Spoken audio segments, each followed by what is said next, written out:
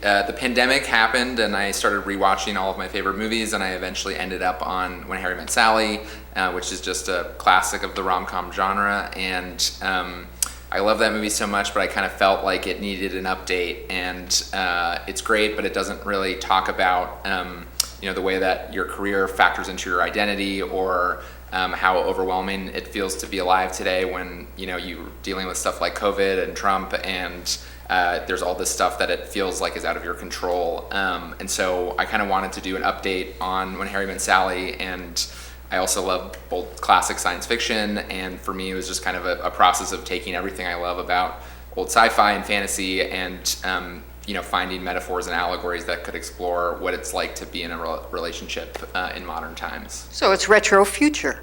Yeah, retrofuturism. Love the 70s and 80s, and we tried to lean into that also on the aesthetic side, and kind of a lot of almost all the visual effects in the movie are done in the same way it was done in the 70s, with models and miniatures, and trying to kind of capture that lo-fi aesthetic and lean into that kind of sense of nostalgia. Well, you sure do a lot of that. Thank you. Yeah. I mean, the miniatures are pretty. I got to see maybe one of them. I mean, they're so intricate. I mean, I was so blown away that a lot of the footage that we saw, because I hadn't seen the movie for the first time until the premiere. But a lot of those buildings and a lot of like the subway, they're all miniatures, and I'm not that small. I'm so sorry. I got nervous. I saw you walk in. Max? You know what? I don't have time for an autograph. You go ahead and take this one. No, Max, it's me. It's Molly. Molly. Oh, my science. It's interesting you talk about Harry Met Sally and Futurama. So I watched this, your film, and Hitchhiker's Guide comes to mind. And and Fifth Element comes to mind. Yeah. Was that some of your inspiration as well? Yeah, definitely. I love Hitchhiker's Guide. That was like one of the first books I fell in love with. I love old like Kurt Vonnegut books with Kilgore Trout, and kind of mixing sci-fi with kind of dark comedy. Also love WALL-E. I think there's so many great sci-fi movies. There's a very rich tradition to pull from, and we tried to kind of like litter in Easter eggs and references to different movies throughout the film. What did you think the first time you saw this script? Oh, when I first read the script, it was out there, and I remember thinking, all right, I gotta see this, because there's his short subject also came with the script, so the short film that he made prior to that. Actually, I should correct myself. Not only did I see Alpha Squadron, but I also saw the Chaos and Danger and Danger short. And once you read that, once you watch that, and then you have to accompany it with, you kind of get the idea and kind of just the gist, or really just the sensibility of who he is as a filmmaker, which you typically don't get a lot when you, especially when I'm reading a script for the first time. Very rarely do I get a strong sense of the director and the writer, their sensibilities. It's very rare, but with him, and he wrote and directed it, you kind of get it right away. I think you're in a cult. I can leave whenever I want to. I just don't want to because I'm like super happy. Are we in a cult? Yeah, definitely. I initially wrote Max as being a little bit more neurotic, and I think Ari really took it and made it his own in a way that I really appreciated, because I think when researching When Harry Met Sally, I wanted to find Rob Reiner really involved Meg Ryan and Billy Crystal in the process of writing the script, and I think that was something where in rehearsals we were able to read the scenes together, tailor them to their voices, figure out what we wanted to change, and those 5 days of rehearsal really helped us take the script to the next level and make it feel natural and customized, because I think whenever you're working with any actor, you have to figure out what are their strengths and how can you lean into them, and how can you use them to their fullest potential. Well, and your being deadpan gave it contrast.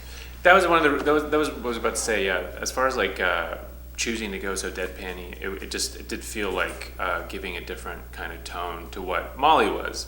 But yeah, I do love playing deadpan. It's kind of one of one of my favorite things, one of my favorite little gears, I guess. I was always obsessed with. I guess would you say Buster Keaton is kind of the birth of deadpan a little bit? Yeah. Yeah. So for me, like I was obsessed with him as a kid. You think we're compatible? No. I mean, no, definitely not. But that could make for great sex. I'm not asking you to marry me. Oh, marriage is definitely out of the question. Okay, see, that's flirting. You're flirting. Tell me about the chemistry between Aristotle and Zosia.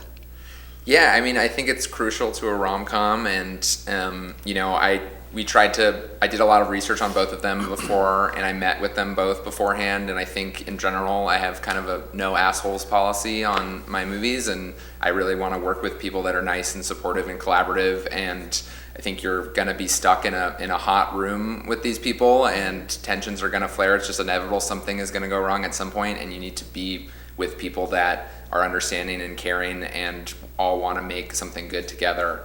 And so that's kind of how I first narrow down who I want to be in the movie. And then, you know, you look at people's previous work, and I think when you're trying to cast a rom-com, you want people that have enough in common that there's that Venn diagram of of where they're going to connect, but are also different enough and distinct enough. And that was something that we also worked out in rehearsal, and something that Aristotle really brought to the movie too, was like, I think originally I wrote the characters like a little bit more neurotic and fast paced, and I think Max was more similar to Molly before, and Ari really like helped push it towards someone that was like a little bit calmer and cooler and collected, and I think it really helped kind of build the contrast between them. Is Turboschmuck who we think he's supposed to be?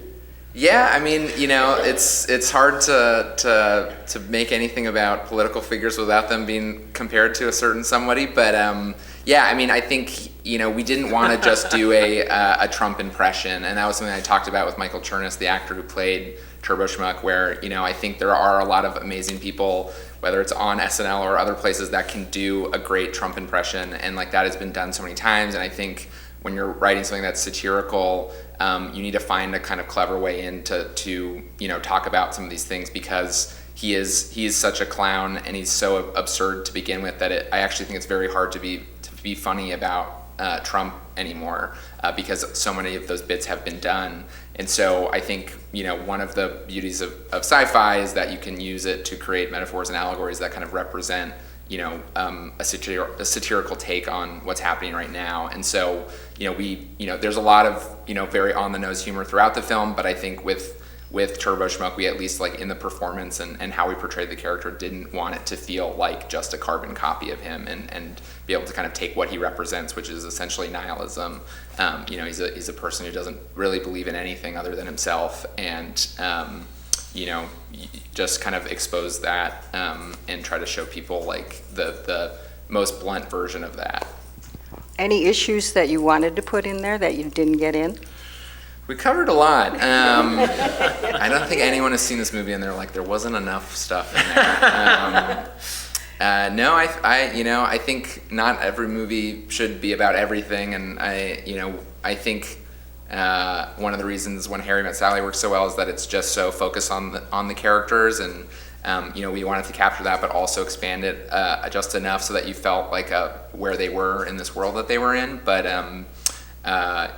maybe we'll explore other parts of that world later.